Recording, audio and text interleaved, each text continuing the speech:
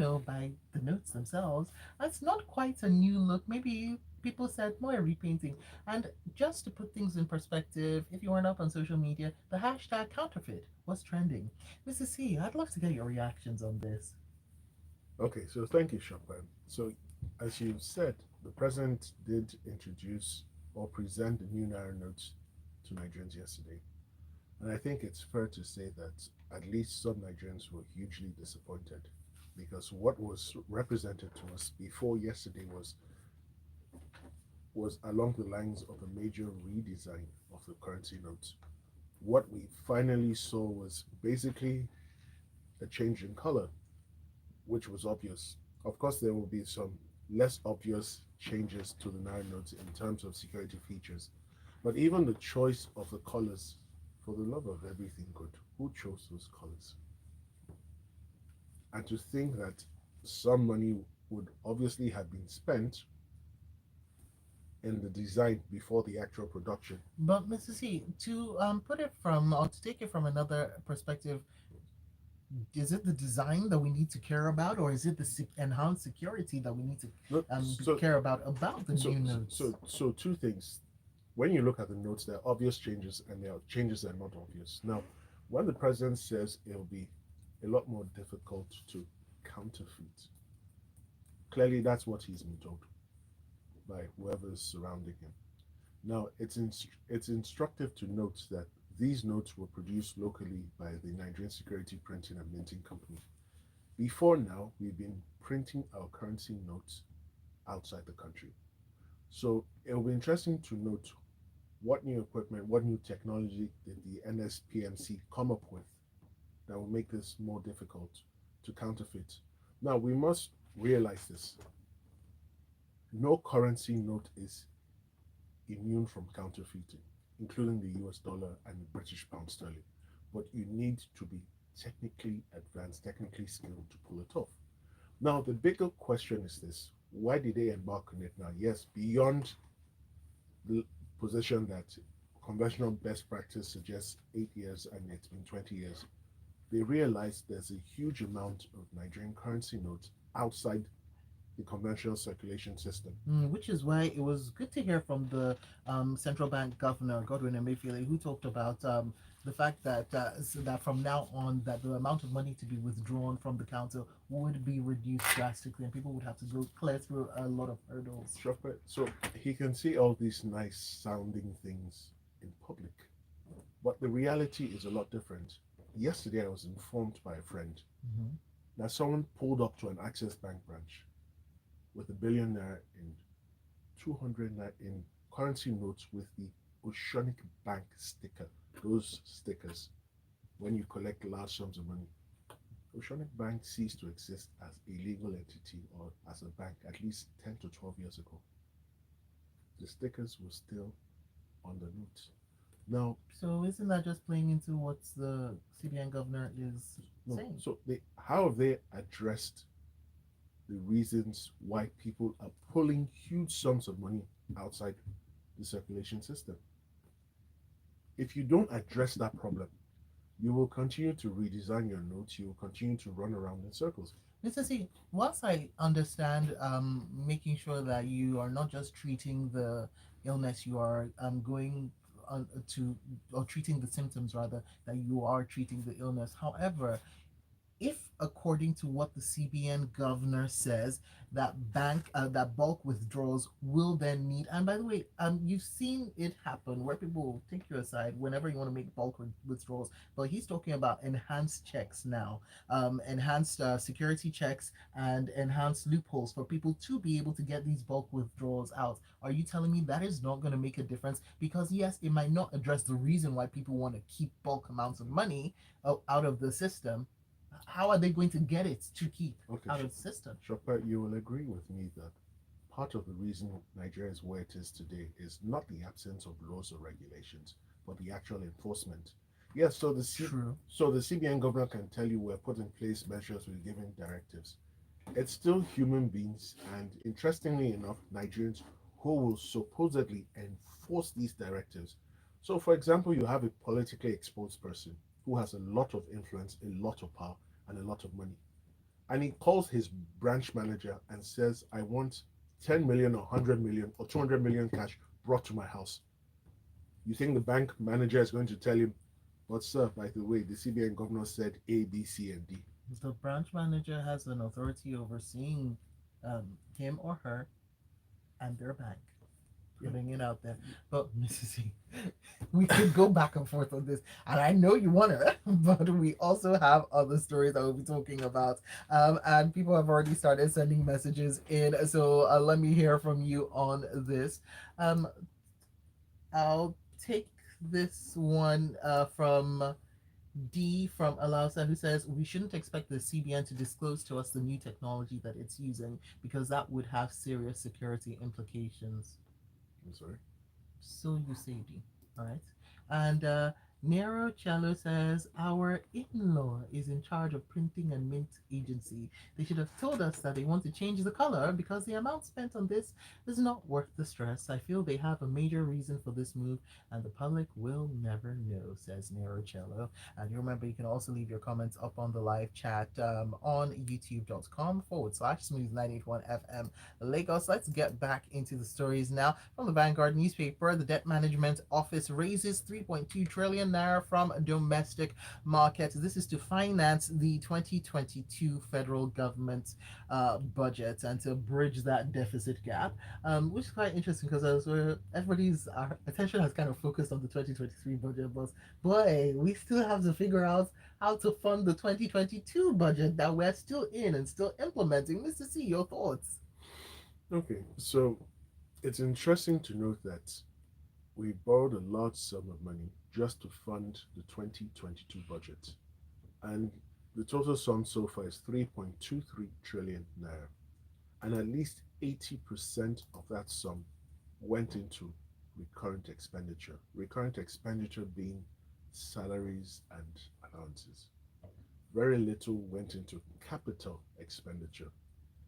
And it begs the question, this money has been borrowed. So it's not a grant, it's not a gift. It has to be repaid down the line. And it comes with interest. You have to pay interest on these bonds.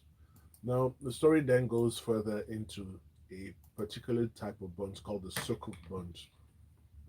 So they're a specific type of bonds in the sense that you can't just invest in anything. It has to be ethically all right, in line with Islamic principles. And in Nigeria, the Sukuk bonds we have raised have been used for road infrastructure.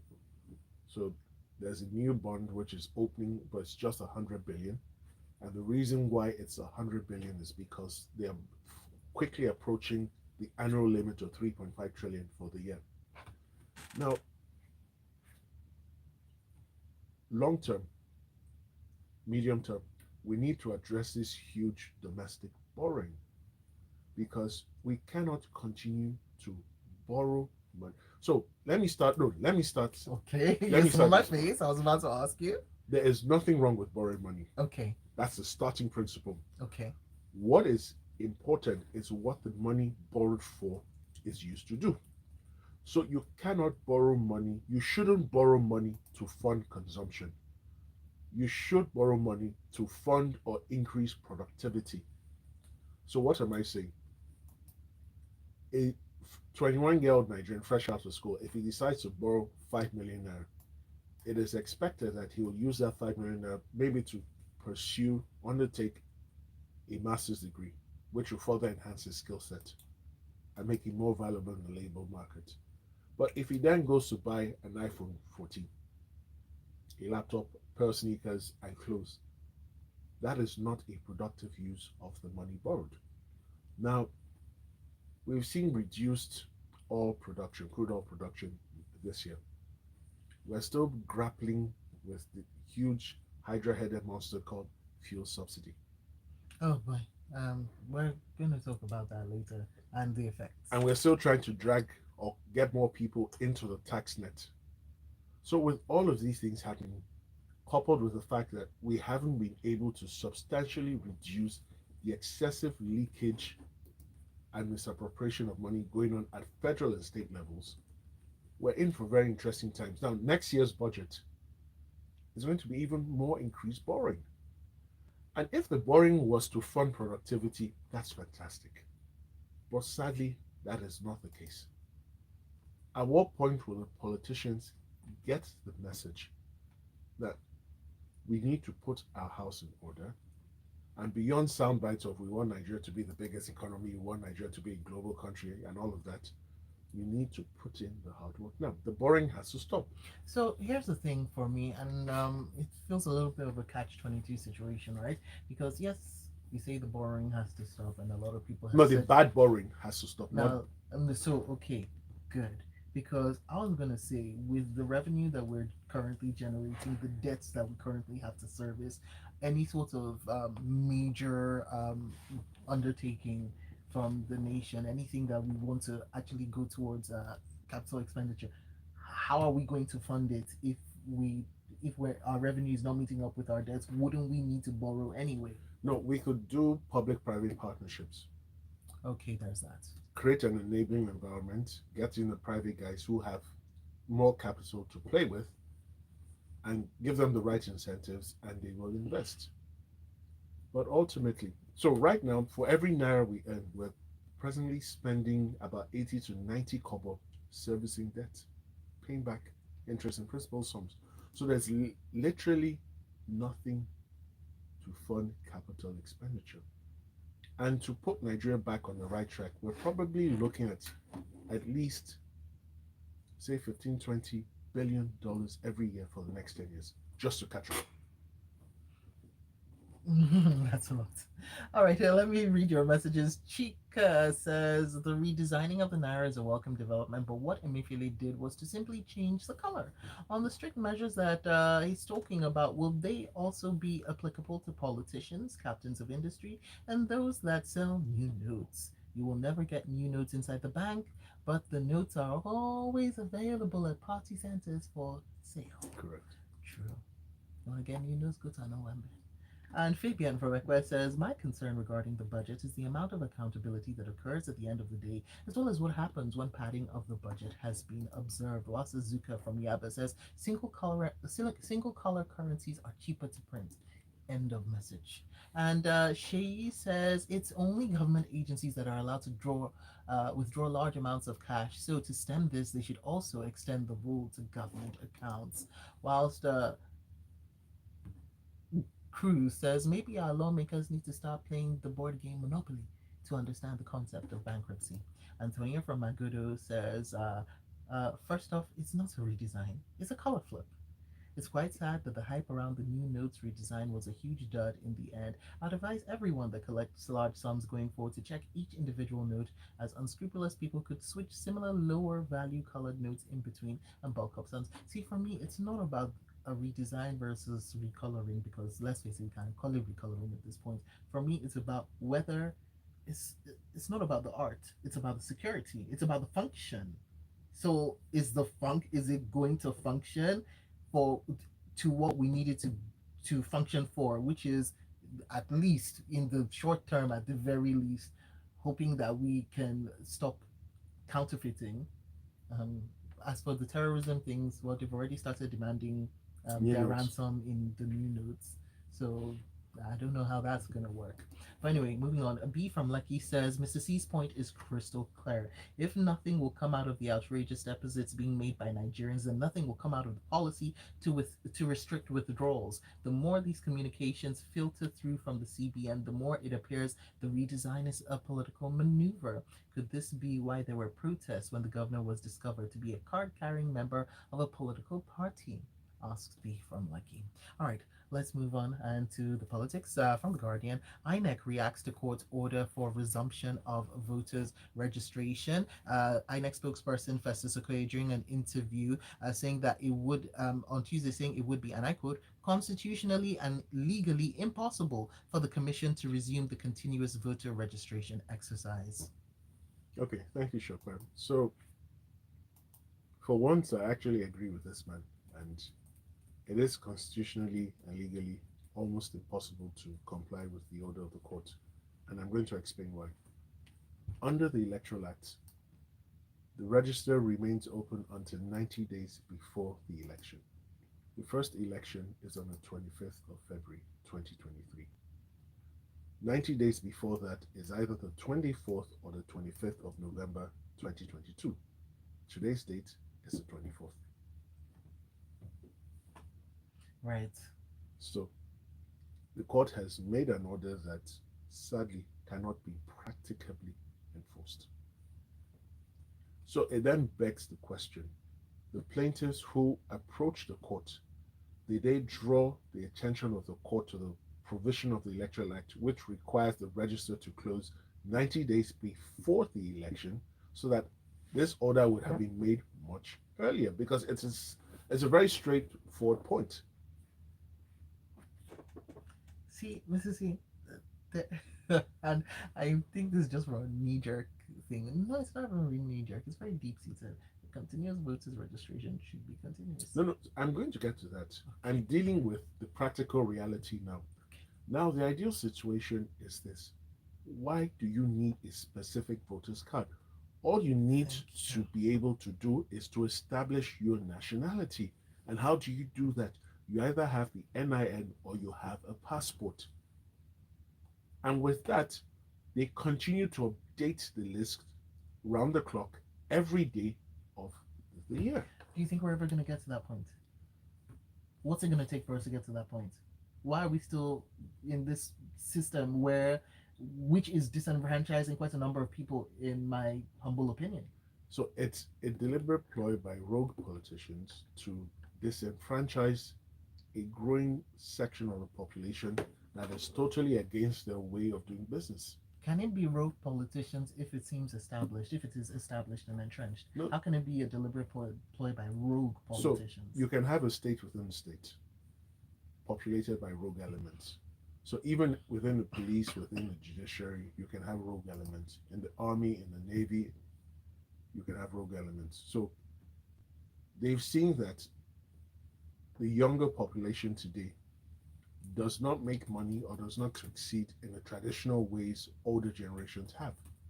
So the established system of making people wealthy, which is predominantly through government patronage, doesn't apply to them. They're not even interested. So they don't want that system to break because that is the only system they've known. And we need to get to a point whereby our politics is populated by people who are not dependent on politics for a source of livelihood. We need to get to the point where politics is populated by people who have sources of livelihood and who come in to make a difference. Now, meanwhile, Mr. C, speaking about new ways of doing things, what do you take? What do you make of this kicking of the APC kicking against the decision of INEC to deploy the bimodal voter accreditation system and the INEC results viewing portal, because they're saying that Nigeria is not right for that kind of technology. INEC has insisted that there's no going back on the deployment of technology, but the party seems to be saying that no. Okay, so we're not ready for it. Are we unready for technology? I don't even understand what the APC is on about. That technology and that system has been deployed in 3 elections: Ekiti, Oshun, and what's the third? I keep forgetting the third state. It's already been deployed. So it's not as if it's a technology we're looking to deploy that we're not sure of. And guess what? In 3 of those states, they lost 2. So we can now understand where their perspective or their positioning is coming from. You cannot run away from the bimodal voter, the BVAS system, because it then does away with all the mass printed PVCs that were done in the past. Because now, if you show up with a PVC on election day, your real-time biometrics must match whatever is stored with that PVC. And then there's no room for manual accreditation, there's no room for manual voting and all of that nonsense. That is what they're against. Because, to be fair and honest, in any proper society, come next year, the APC shouldn't win the election. Based on our collective experience over the past 7.5 years, it's enough to say, okay, thank you for the job you've done. Obviously, you've put in your best, but your best was simply not good enough. So we want you to sit down and watch another party. Mr. Z, Sure. that's your opinion because different people have a different experiences of the past 7 years, So, past seven going on 8 years. Chopin, the people who have had brilliant experiences of the last 7.5 years are not in the majority. And I say that confidently. All right, The, well, the people stand. who have been in the majority have a different understanding. Let's stick with 2023, still from the Vanguard newspaper. Sure, challenges Tinubu, Atiku, and Obi to a political debate. The presidential candidate of the African Action Congress in an interview challenging the presidential candidates of the Labour Party, the APC, and the PDP to a political debate, saying, bring it on. Okay, so very quickly, Tinubu is unlikely to show up for any debate. And I'm quoting his spokesperson, Mr. Festus Keyamo. So Atiku will pick and choose what he shows up for. So Shore and Obi having a debate, right? People will probably tune in because they would like to hear Mr. Obi if they haven't had the opportunity of listening to him. Mr. Shore is a rank outsider in next year's elections. I'm not sure he's going to do 200,000 votes in the entire country. I'm So, not sure. So, really, yes, he sounds like he has a lot of ideas. He sounds like he might be onto something, but he's on the wrong platform. I don't know what the symbol of his party is. And remember, on our ballot papers, it's not the face of the it's by candidate, symbols. it's symbols. So, in the rural areas, leave the rural areas. How many people in Lagos can confidently tell us what the party symbol of Shore's party is? Even the Labour Party, you'll be shocked that a lot of people do not know what the symbol is. Mm. So it goes beyond ideas. If you don't have a symbol that is easily recognizable, if you don't start teaching your people to recognize that symbol, I'm afraid some efforts will be in vain. Now, this is a really interesting article for me. It comes in from the Punch newspaper.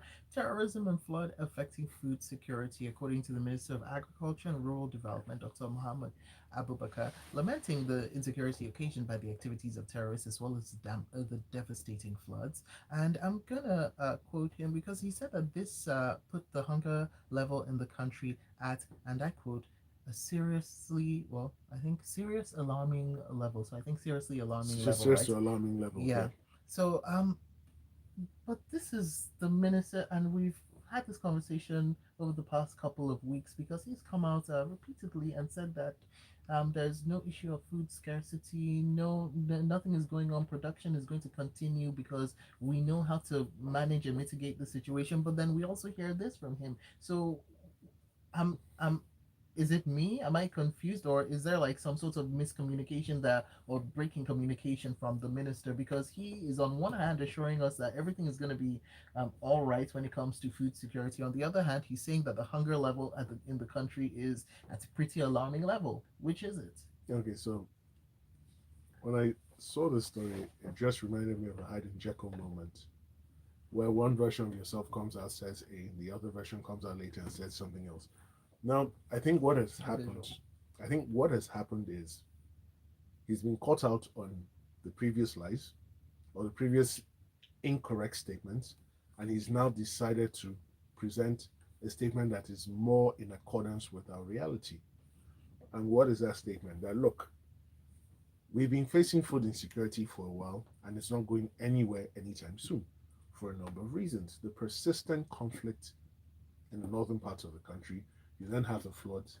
Then, interestingly, poor storage practices by the farmers who produce the crops, and the poor road infrastructure in the rural areas. So when you combine all of these things together, then align it with what's going on in Russia and Ukraine, where you cannot import foods products to complement your domestic production, which in any event was substantially affected by the flooding. All of this points to a very serious food problem. And we're already seeing signs of this in other countries where people are being limited to what they can buy in the quantities. Now, beyond telling us that this is the problem, I'm not sure I saw what he was proposing or what he has proposed or implemented as solutions beyond telling us that there's going to be planting in a dry season. What is the long term plan for this? Farmers, a lot of big time farmers have suffered huge losses. Will they be reimbursed partially? Will they be reimbursed majorly? Will they be reimbursed fully? There's been complete radio silence on that. Now, Mr. C, let's talk about this one, right? This story, I'm jumping ahead now to Daily Post. National Assembly passes students' loan bill. So, the two chambers of the National Assembly yesterday passed a students' loan bill, which will enable students in higher institutions to learning to gain more access to financial assistance. Fantastic. It's a brilliant move and it's long overdue. And I'm going to give a few highlights of the bill because I actually went to look for it. So each student will have to bring two guarantors, and they either level 12 civil servants, a lawyer of 10 years, at least 10 years experience, a judge or justice of the peace. And whatever loan you get is only for tuition. And you start paying 2 years after you complete your NYC. You provide proof of employment, or if you're self employed, proof of your business registered with the CAC. And if you default, your guarantors then become liable to pay the sum in full. So it's a very good move, and it's going to be funded by 1% revenue from the oil and gas guys, and then from some other organizations, and whatever income comes in from education endowment schemes. So it's a good move, and congratulations to the speaker for ensuring that this was passed by both houses of the National Assembly. All right, and oh, we had a couple more stories. Let's just touch on this one very quickly. From the business day, fuel queues, dollar shortage crimps petrol imports and subsidy payments. Because going into this article, it goes on to talk about all the reasons that have been given by the petrol marketers for this particular round of scarcity. That's how many rounds of scarcity we've had, people. But the it also goes on to say, well, actually, maybe it might not be that. It might be issues with forex. Mrs. C. So we had a strike in October, exactly a month from this week. There's another strike. So what has happened? The landing cost of petrol has increased, right? And the federal government is clearly dilly-dallying with the issue because now campaign season is on full swing, and they cannot afford an increase in the price of petrol. Now, this nonsense of ending the subsidy in June next year, I'm sorry, why can't you end it now? Back to that word, Mr. C. But okay. So the truth of the matter is this: you can't be playing politics with the future of Nigeria and the people. Okay, I will end that there and just take it to the messages very quickly. B from Lucky says, Mrs. Oh, wait, no, I've already read that one before. Moving on.